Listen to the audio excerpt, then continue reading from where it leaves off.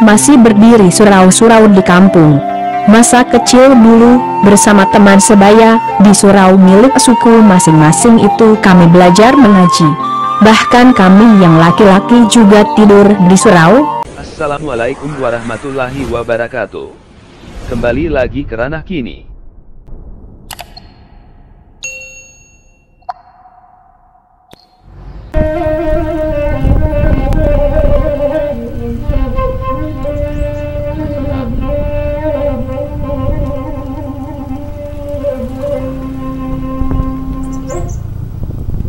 Setiap suku di Jerontan Taman, Nagari Tigokoto Silungkang, Kecamatan Palembayan, Agam, Sumatera Barat, hingga kini masih memiliki surau.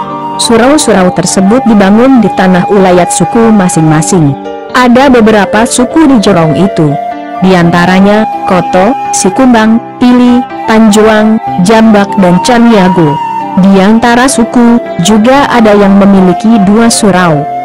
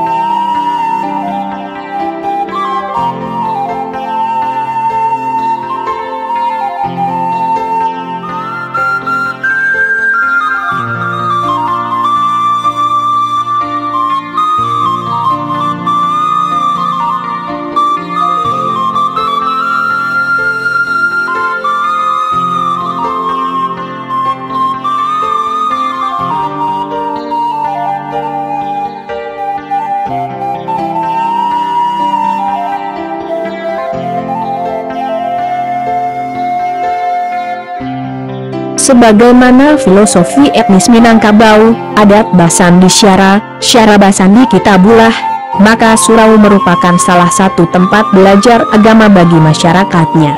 Masing-masing surau selain tempat salat, setiap malamnya difungsikan sebagai tempat mengaji anak tingkat sekolah dasar dan wirid pengajian. Sementara halaman surau dipergunakan untuk belajar bela diri silat. Saya bangga hingga kini masih berdiri surau-surau di kampung. Masa kecil dulu, bersama teman sebaya, di surau milik suku masing-masing itu kami belajar mengaji. Bahkan kami yang laki-laki juga tidur di surau, ucap Tigoluhak seraya mengenang masa kecilnya sekitar tahun 70-an.